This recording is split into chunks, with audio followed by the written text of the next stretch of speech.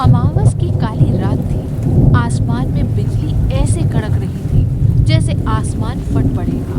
हवाओं की आवाज में किसी रोती हुई आत्मा का दर्द था। टूटी फूटी झोपड़ी में एक दिया बुझने वाला था, ठीक वैसे ही जैसे दीनू और सुमित्रा की उम्मीदें। दोनों कोनों में डरे हुए बैठे थे।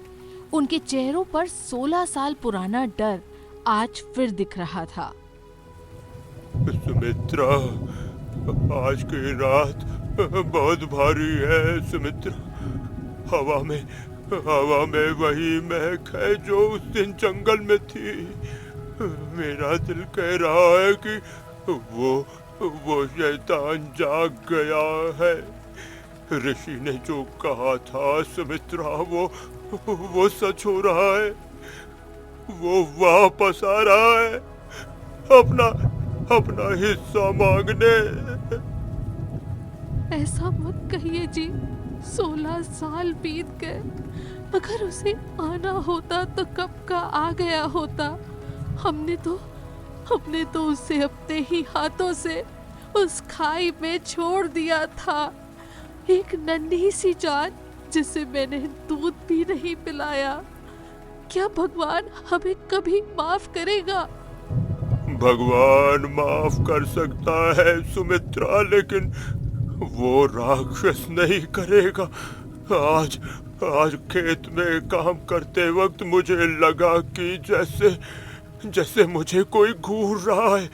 वो परछाई, उसकी लाल आंखें, वो बिल्कुल वैसी ही थी सुमित्रा जैसी ऋषि ने बताई थी। कौन है? इतनी रात को कौन हो सकता है? मत खोलिए दरवाजा। दरवाजा खोल बुड्ढे, या आज तेरी कब्र यही खोद दूं। अरे ये तो सेठ की आवाज है। हे भगवान, अब क्या नई मुसीबत लाया है। अरे ओ दीनू, तुझे सुनाई नहीं देता क्या? कब से दरवाजा पीट रहा हूँ, क्या अंदर खजाना छिपा रहा है? माफ कीजिए सेठ जी, बारिश और तूफान की आवाज में सुन नहीं पाया। इतनी रात को आप यहाँ? मैं यहाँ भजन करने नहीं आया हूँ, ठाकुर साहब ने मुझे भेजा है। तेरी वो जमीन जो जंगल के पास है, वो अब ठाकुर की हवेली का हिस्सा बनेगी। और सुन, ठाकुर साहब को पता चल गया है कि तूने 16 साल पहले क्या किया था। हमने कुछ नहीं किया सेठ जी। आप किस बारे में बात कर रहे हैं? अरे झूठ मत बोल बुढ़िया, पूरा गांव जानता है कि तूने जुड़वा बच्चों को जन्म दिया था। एक को तूने रखा और दूसरे को जंगल के जानवरों के लिए फेंक दिया। ठाकुर साहब को वो राक्षस चाहिए, वो जानते हैं कि वो जिंदा है। सेठ, वो मर चुका है। वहाँ कोई नहीं है सेठ, वहाँ कोई नहीं है। हमें छोड़ दो, हमें छोड़ दो। अगर वो मर चुका है तो जंगल से डरावनी आवाजें क्यों आ रही हैं? ठाकुर साहब को वो जादुई लोटा चाहिए, समझा, जो पाताल लोक में है। और उस लोटे को लाने का रास्ता तेरे उसी राक्षसी बेटे के पास है। कल सुबह तक का वक्त देता हूँ, या तो बेटा ला या फिर अपनी बेटी कावेरी को हवेली भेज देना, समझा? दीवार के दूसरी तरफ कावेरी खड़ी थी। उसने अपनी पूरी जिंदगी गरीबी में बिताई थी, लेकिन आज उसे पता चला कि उसकी जिंदगी झूठ पर टिकी है। सेठ की बातें सुनकर उसे बहुत झटका लगा। पिताजी, माँ, ये सेठ क्या कह रहा था? मेरा एक भाई है, एक जुड़वा भाई। कावेरी बेटी, तूने सब सुन लिया? सिर्फ सुना नहीं, महसूस भी किया है। बचपन से मुझे लगता था कि मेरा कोई हिस्सा गायब है। आज पता चला कि आपने उसे जानवर समझकर फेंक दिया। आखिर क्यों पिताजी? बेटी, तू नहीं समझेगी। वो कोई आम बच्चा नहीं था। पैदा होते ही उसके शरीर पर काले निशान थे। उसकी आंखें लाल अंगारों जैसी थी। ऋषि ने कहा था कि वो बड़ा होकर हमें खा जाएगा। तो क्या हुआ? था तो वो आपका बेटा ही ना?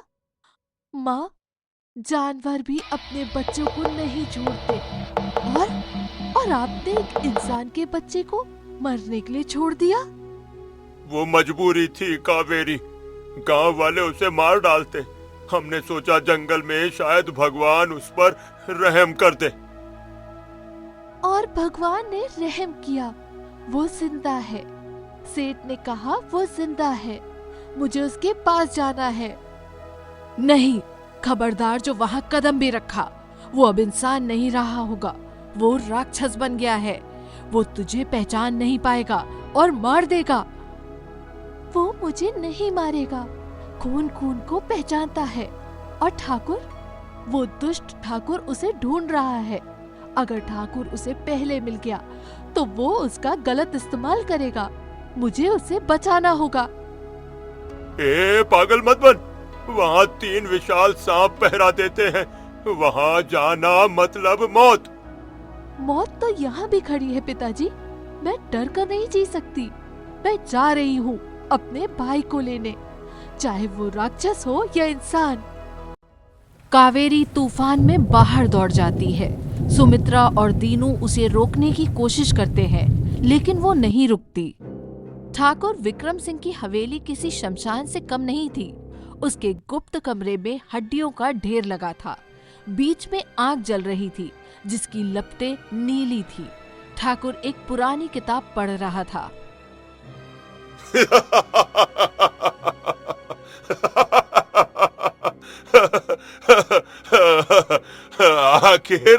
आखिर वो घड़ी आ ही गई। 16 साल का इंतजार खत्म हुआ। मेरी शक्तियां मुझे बता रही हैं कि वो लड़की घर से निकल चुकी है। मालिक, हुकुम, काम हो गया। मैंने उन बुड्ढों को इतना डरा दिया है कि अब वो पुलिस के सामने जाने की सोचेंगे भी नहीं। लेकिन वो लड़की वो बहुत जिद्दी है मालिक। जिद्दी है तभी तो काम आएगी। अरे आम इंसान उन सांपों का सामना नहीं कर सकता, लेकिन वो लड़की, उसके शरीर में उसी राक्षस का आधा खून है। वो जुड़वा है। लेकिन मालिक, अगर वो राक्षस भाई अपनी बहन से मिल गया तो क्या वो हमारे खिलाफ नहीं जाएंगे? सुना है वो बहुत ताकतवर है। अरे मूर्ख, ताकत दिमाग के बिना अधूरी है। वो राक्षस पिछले 16 सालों से जंगल में अकेला है। उसके अंदर नफरत भरी है। मैं उसकी नफरत को बढ़ाऊंगा। मैं उसे बताऊंगा कि उसके माँ बाप और उसकी बहन ने उसे धोखा दिया है। वाह मालिक, क्या चाल है। मतलब भाई ही बहन को मारेगा? नहीं, भाई बहन को पकड़ेगा और मैं बहन के खून से उन तीनों सांपों को जगाऊंगा जो संजीवनी लोटे की रक्षा कर रहे हैं। वो लोटा मिलते ही मैं मौत को भी हरा दूंगा। तो मुझे क्या करना है मालिक? अरे तू तो बस जंगल के रास्ते पर नजर रख। जैसे ही लड़की जंगल में घुसे मुझे खबर कर। आज रात उस जंगल में खून और जादू का खेल होगा। बारिश में भीगती हुई कावेरी पुलिस स्टेशन पहुंची। उसे लगा शायद कानून उसकी मदद करेगा, लेकिन थाने के अंदर हवलदार मजे से गाना सुन रहा था। हवलदार साहब, जागिए। अरे क्या है? क्यों शोर मचा रही है? थाने में आग लग गई है क्या? आग थाने में नहीं, पूरे गांव की किस्मत में लगी है। मुझे आपकी मदद चाहिए। ठाकुर विक्रम सिंह मेरे भाई को मारने की साजिश कर रहे हैं। ठाकुर साहब और साजिश। बेटा तूने जरूर कोई बुरा सपना देखा है। ठाकुर साहब तो बड़े अच्छे आदमी है। और तेरा भाई, अरे मैंने तो सुना था तेरा कोई भाई नहीं है। मेरा भाई है, वो जंगल में है। ठाकुर उसे ढूंढकर मारना चाहते हैं। वो काला जादू करते हैं। कृपा मेरे साथ चलिए। देख लड़की, जंगल का मामला हमारा नहीं है। और उस जंगल में वहां भूत प्रेत रहते हैं। हम वहां नहीं जाते। आप वर्दी पहनकर भी डरते हैं। एक बेकसूर की जान खतरे में है और आप अपने बहाने बना रहे हैं। जबान संभाल कर बात कर। मुझे कानून मत सिखा। और अगर तुझे इतनी ही चिंता है तो खुद जा। लेकिन याद रखना, जो उस जंगल में गया वो वापस नहीं आया। अब जा, भाग यहां से। ठीक है, अगर आप मदद नहीं करेंगे तो मैं खुद जाऊंगी। मैं वापस जरूर आऊंगी। कावेरी वहां से निकल जाती है। कावेरी जानती थी कि उसे ताकत नहीं बल्कि अकल की जरूरत है। वो गांव के पुराने वैद्य जी के पास गई। वैद्य जी जड़ी बूटी पीस रहे थे। वो गांव के सबसे समझदार और बुजुर्ग व्यक्ति थे। वैद्य काका। अरे कावेरी बेटी, तुम इस वक्त यहाँ और इतनी भीगी हुई? तुम्हें ठंड लग जाएगी बेटा। काका, बीमारी की चिंता छोड़िए। मुझे आपकी वो बेहोश वाली जड़ी बूटी सुंघनी चाहिए और वो तेज रोशनी वाली मशाल भी। बेहोशी की दवा, मशाल? तू करने क्या जा रही है बेटी? कोई मुसीबत है क्या? हाँ काका, बहुत बड़ी मुसीबत। मुझे अपने भाई को बचाने जंगल जाना है। जंगल? कावेरी, हमारे पुराने ग्रंथ कहते हैं बेटा कि वहाँ जहरीली हवा और दलदल है। वहाँ जाना ठीक नहीं है बेटा।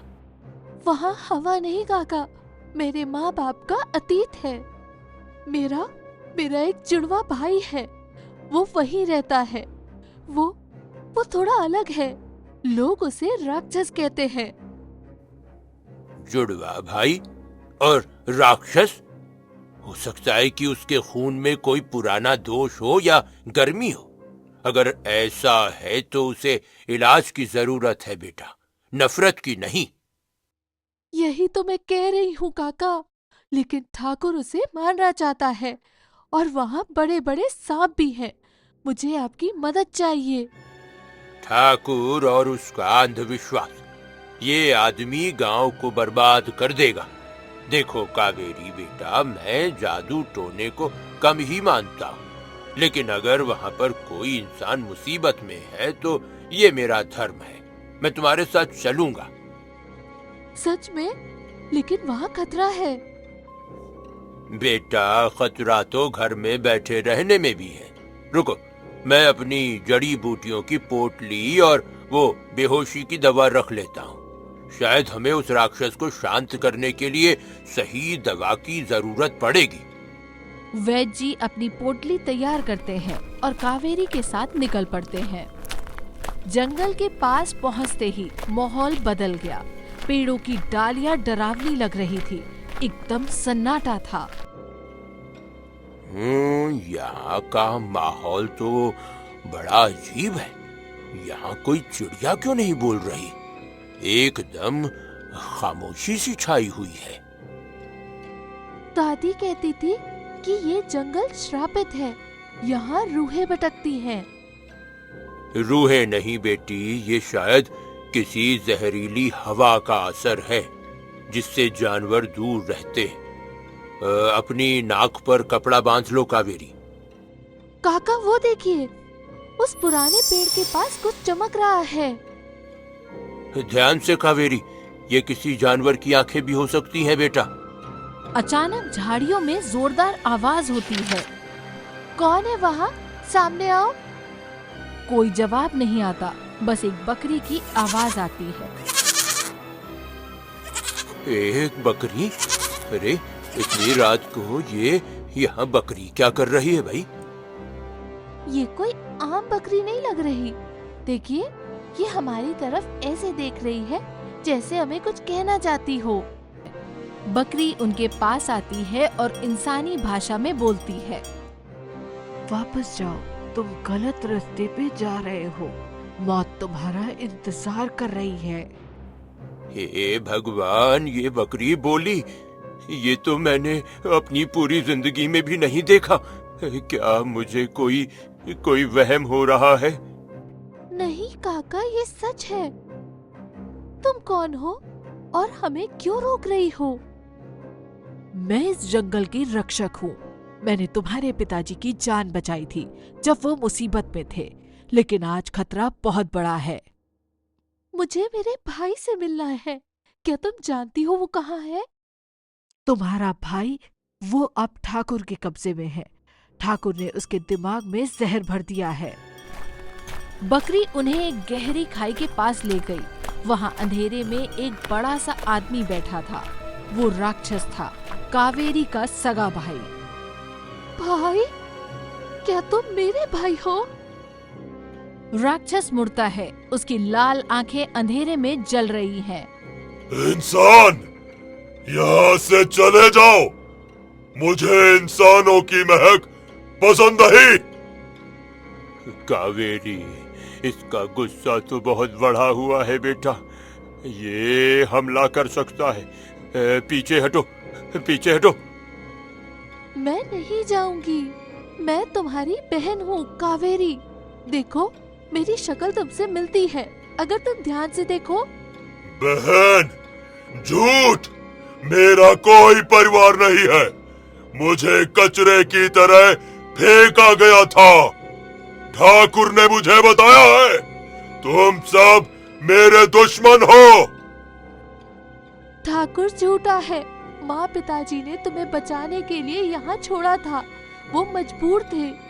देखिए, मेरे गले में ये ताबीज है। माँ ने कहा था तुम्हारे पास भी ऐसा ही एक ताबीज था। ताबीज? राक्षस के गले में एक गंदा सा धागा और पुराना ताबीज लटक रहा था। हाँ भाई, हम एक ही खून हैं। क्या तुम्हें माँ की लोरी याद नहीं? मेरे सिर में दर्द हो रहा है। धुंधली यादें, एक औरत का रोना। इसे याद आ रहा है। ठाकुर का काला जादू टूट रहा है। कावेरी, इसे और याद दिलाओ। अरे बहुत बढ़िया, इसकी पुरानी यादें वापस आ रही है। इसका दिल अभी भी इंसान का है। उधर जंगल के बीचों बीच ठाकुर ने अपना असली खेल शुरू कर दिया था। उसने दीनू और सुमित्रा को एक गुफा के अंदर बांध रखा था। उनके चारों ओर 3 बड़े काले सांप बैठे थे। देख दीनू, देख, तेरे बच्चे आ रहे हैं, मौत के मुंह में खुद चलकर। ठाकुर, तू इंसान नहीं, शैतान है। मेरे बच्चों को छोड़ दे ठाकुर, मेरे बच्चों को छोड़ दे। छोड़ दूं? हाँ, अरे अभी तो खेल शुरू हुआ है दीनू। इन सांपों को देख, ये 16 साल से तेरी पत्नी का खून पीकर जिंदा है। इनका जहर अब इतना खतरनाक है कि पत्थर को भी गला दे। हे भगवान, मेरे बच्चों को यहाँ मत आने देना। उन्हें वापस भेज दो। तुम्हारी प्रार्थना यहाँ काम नहीं आएगी सुमित्रा। यहाँ सिर्फ मेरा मंत्र चलता है। तैयार हो जाओ पाताल के रक्षकों, पवित्र खून आने वाला है। सांप फुफकारता है। उसकी आवाज से गुफा गूंज उठती है। जैसे ही वो लड़की यहाँ आएगी, तुम उसे डस लोगे और उसका भाई, वो राक्षस, वो अपनी ही बहन को मरते हुए देखेगा। उसकी चीख से मुझे वो ताकत मिलेगी जो मुझे अमर बना देगी। बकरी ने कावेरी को बताया कि ठाकुर और सांपों को हराने के लिए संजीवनी लोटा और पवित्र जल की जरूरत होगी। वो लोटा एक छिपे हुए झरने के पीछे था। कावेरी, जल्दी करो, रात खत्म होने वाली है। अगर सूरज निकल आया तो वो लोटा अपनी शक्ति खो देगा। मैं तैयार हूँ। वो झरना कहाँ है? वो सामने, लेकिन पानी के अंदर जाना आसान नहीं है। वो पानी तुम्हारी हिम्मत की परीक्षा लेगा। मेरे माता पिता की जान से बड़ी कोई परीक्षा नहीं, मैं जाऊंगी। कावेरी ठंडे झरने के पानी में कूद जाती है। पानी के अंदर उसे एक चमकती हुई चीज दिखाई देती है। वो जादुई लोटा था। मिल गया, नेक रू, मुझे लोटा मिल गया। शाबाश, अब इसमें इसी झरने का पवित्र जल भरो। यही जल उन सांपों का जहर काट सकता है। वैद्य काका और भाई कहाँ हैं? वैद्य जी उस राक्षस को समझा रहे हैं। हमें जल्दी उनके पास पहुंचना होगा, लड़ाई शुरू होने वाली है। राक्षस अब शांत था, लेकिन उलझन में था। तुम कहते हो मैं जानवर नहीं हूँ? बिल्कुल नहीं बेटा, तुम्हारे हाथ, पैर, दिमाग सब इंसानों के जैसे हैं, बस शरीर में कुछ बदलाव है। ठाकुर ने तुम्हें जानवर की तरह रखा, इसलिए तुम वैसे बन गए हो। लेकिन मुझे गुस्सा बहुत आता है। मुझे खून की महक अच्छी लगती है। बेटा, वो तो बस तुम्हें आदत पड़ चुकी है। अगर तुम चाहो तो बदल सकते हो। तुम्हारी बहन तुमसे बहुत प्यार करती है। क्या तुम्हें वो महसूस नहीं होता? महसूस होता है। यहाँ कुछ धड़कता है। यही तो इंसानियत है मेरे बच्चे। चलो, हमें ठाकुर को गलत साबित करना है। ठाकुर, उसने मुझसे झूठ बोला। उसने कहा मेरे माँ बाप ने मुझे मारा था। मैं उसे छोड़ूंगा नहीं। बेटा, ये गुस्सा ठाकुर पर निकालो, अपने परिवार पर नहीं। चलो। गुफा के अंदर अंधेरा और गहरा हो गया था। सांप अब सुमित्रा के पैरों पर रेंग रहे थे। ठाकुर अपनी आंखें बंद करके मंत्र पढ़ रहा था। आओ, आओ। अचानक गुफा के द्वार पर एक विशाल परछाई पड़ती है। ठाकुर! अरे वाह, आ गया मेरा बेटा। शाबाश, अब इन बुड्ढों को खत्म कर दे। मैं तेरा बेटा नहीं हूँ। मुझे तूने धोखा दिया। धोखा? मैंने तुझे राजा बनाया। अरे जंगल का राजा। तूने मुझे राजा नहीं, जानवर बनाया। आज मैं तुझे दिखाऊंगा कि मैं कौन हूं। गुस्ताखी! नागराज, इसे डस लो। इसका खेल खत्म करो। तीनों विशाल सांप राक्षस की तरफ मुड़ते हैं और हमला करने के लिए उछलते हैं। सावधान! राक्षस ने अपनी पूरी ताकत से एक सांप को पकड़ लिया, लेकिन सांप बहुत ताकतवर था। ये बहुत ताकतवर है। मेरी पकड़ ढीली हो रही है। अब मेरी पुरानी जड़ी बूटियों का कमाल देखने का वक्त आ चुका है। ये बेहोशी का धुआं है। अपनी सांस रोको। वैद्य जी ने पुड़िया आग में फेंकी। धुएं का एक बादल गुफा में फैल गया। ये क्या हुआ? ये क्या धुआं है? अरे, मेरी आंखों में जलन हो रही है।